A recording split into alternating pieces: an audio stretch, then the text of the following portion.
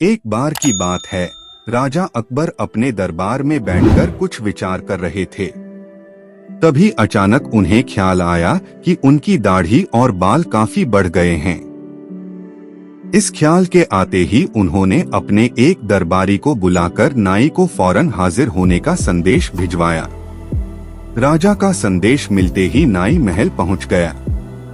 महल पहुंचकर नाई राजा की हजामत बना ही रहा था कि कहीं से एक कौवा वहां आकर बैठ जाता है और काम वकाम करने लगता है। राजा अकबर नाई से पूछते हैं, यह कौवा काम वकाम क्यों कर रहा है? इस पर नाई जवाब देता है, यह आपके पूर्वजों का हालचाल बताने आया है। नाई के इतना कहते ही राजा अकबर आश्चर्य से पूछते हैं, तो बताओ फिर यह कौवा मेरे पूर्वजों के बारे में आखिर क्या बता रहा है? राजा के इस सवाल पर नाई कहता है, यह कौवा कह रहा है कि आपके पूर्वज स्वर्ग में मुसीबत में हैं और काफी परेशान हैं। उनका हालचाल लेने के लिए आपको अपने किसी करीबी को स्वर्ग भेजना चाहिए। नाई की यह बात सुनकर राजा अकबर और भी हैरान हो जाते हैं। राजा अकबर आश्चर्य से नाई से पूछते हैं, आखिर किसी इंसान को जिंदा स्वर्ग में कैसे भेजा जा सकता है? राजा के इस सवाल पर नाई जवाब देता है, महाराज मेरी नजर में एक पुरोहित है जो इस काम को अंजाम दे सकता है। बस आप इस काम के लिए अपने किसी करीबी को स्वर्ग जाने के लिए राजी कर लीजिए। नाई के इस आश्वासन पर राजा अकबर तैयार हो जाते हैं और दरबार में अपने सभी करीबी दरबारियों को बुलाते हैं। राजा के आदेश पर सभी करीबी दरबारी राजा अकबर के सामने हाजिर हो जाते हैं। सभी दरबारी राजा से अचानक बुलाने की वजह पूछते हैं। इस पर राजा उन्हें नाई के साथ हुई सारी बात सुनाते हैं। राजा की बात सुनकर सभी दरबारी एक मत में बीरबल का नाम आगे रखते हैं। दरबारी कहते हैं कि स्वर्ग जाकर पूर्वजों का हालचाल लेने के लिए बीरबल से उचित व्यक्ति और कोई नहीं हो सकता, क्योंकि बीरबल हम सब में सबसे ज्यादा बुद्धिमान और चतुर है। इसलिए स्वर्ग में आपके पूर्वजों का हालचाल लेकर वह उनकी परेशानी का हल आसानी से निकाल सकता है। राजा अकबर दरबारियों की इस सलाह को मानते हुए बीरबल को स्वर्ग भेजने की तैयारी कर लेते हैं। इस बात का पता चलते ही बीरबल शहंशाह अकबर से पुरोहित को बुलाकर स्वर्ग भेजने की विधि के बारे में पूछते हैं। बीरबल की इस बात पर राजमहल में पुरोहित को बुलवाया जाता है। पुरोहित के आते ही उनसे स्वर्ग जाने की विधि के बारे में पूछा जाता है। पुरोहित बताते हैं, आपको यहीं पास में मौजूद एक घास के ढेर में भेजा जाएगा। बाद में उस ढेर में आग लगा दी जाएगी। फिर कुछ मंत्रों की शक्ति से आपको स्वर्ग भेज दिया जाएगा।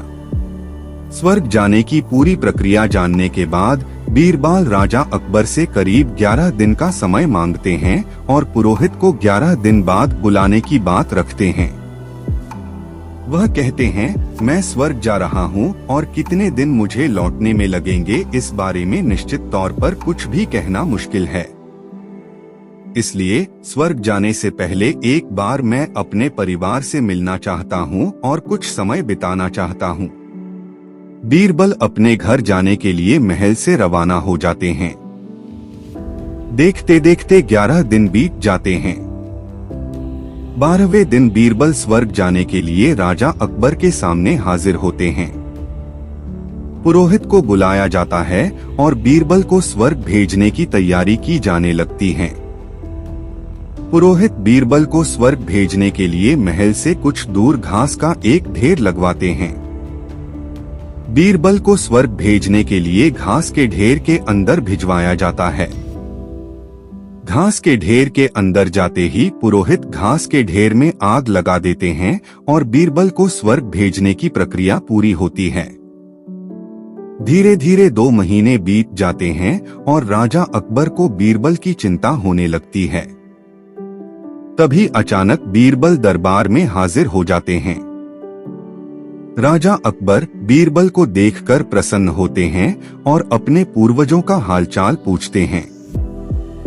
तब बीरबल बताते हैं, आपके पूर्वज काफी खुश हैं और मजे में हैं। उन्हें बस एक ही तकलीफ है कि उनकी दाढ़ी और बाल काफी बड़े हो गए हैं, जिन्हें काटने वाला स्वर्ग में कोई नाई नहीं है। इसलिए वहाँ उन्हें एक नाई की जरूरत है। बीरबल कहते हैं, ऐसे में हमें आपके पूर्वजों के लिए एक अच्छे नाई को स्वर्ग भेजने की तैयारी करनी चाहिए। बीरबल की इस बात पर राजा नाई को स्वर्ग जाने का आदेश देते हैं। राजा का आदेश सुनकर नाई घबरा जाता है और राजा के पैरों में गिरकर माफी मांगने लगता है। नाई राजा से कहता है कि यह सब कुछ उसने वजीर अब्दुल्लाह के कहने पर किया था। यह सब उन्हीं की साजिश थी ताकि वह बीरबल को अपने रास्ते से हटा सकें।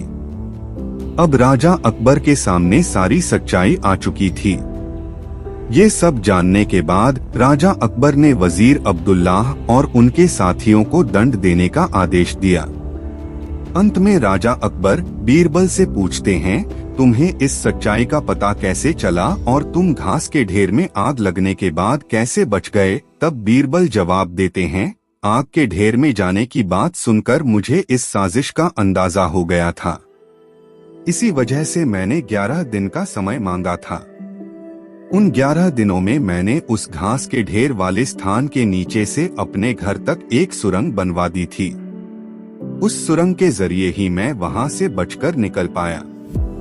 बीरबल की पूरी बात सुनकर राजा बहुत प्रसन्न हुए और बोले, वाह बीरबल वाह, यह काम केवल तुम ही कर सकते थे। कहानी से सीख। बीरबल की स्वर्ग की यात्रा कहानी से सीख मिलती है कि सूझबूझ से बड़ी परेशानी का हल आसानी से निकाला जा सकता है।